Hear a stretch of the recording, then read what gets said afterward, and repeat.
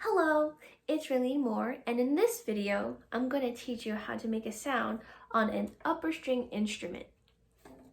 Now, let's get our instruments and our bow. Now, before we actually play on the instrument, we have to rosin our bow to actually make a sound on the instrument. And this is what a rosin looks like, or could look like. So, with the bow, we have to take into 3 considerations: bow weight, bow speed, and bow placement. Let's talk about those 3 things. First, bow weight. When we talk about bow weight, we're talking about the weight in the arms. Like something's heavy and it's drooping down. We don't want to say bow weight here. It's more bow pressure if we're saying here. We usually don't really talk about bow pressure because it causes to make a really bad creaky sound, and we don't want that. The second thing is bow speed. Bow speed is how fast your bow goes across the string. If you want to play loud, it's better to move your bow faster.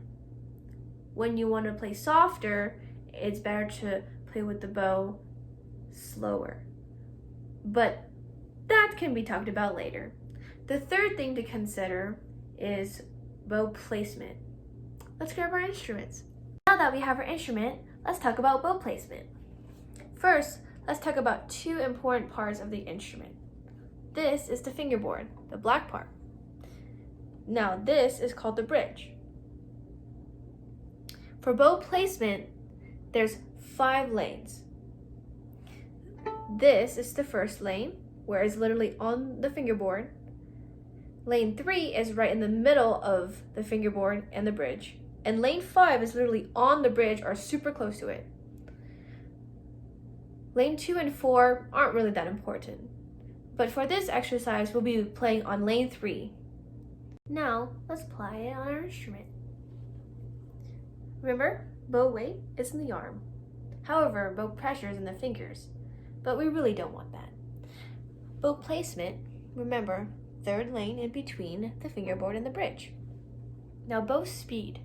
Now that's up to you to choose and where you can actually find the sweet spot.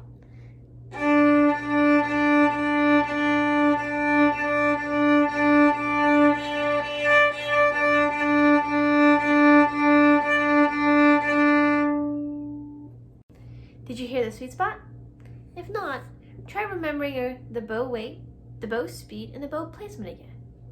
Another thing about the bow placement, we want it straight, parallel to the bridge and the fingerboard to make a good sound.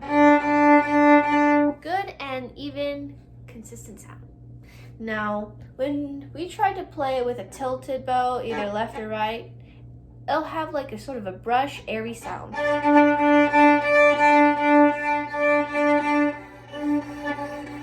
We don't want either. Now remember, bow weight, arm, bow speed, how fast you go with your bow on a string, and bow placement, where your bow is placed between the fingerboard and the bridge. The most recommended is lane 3.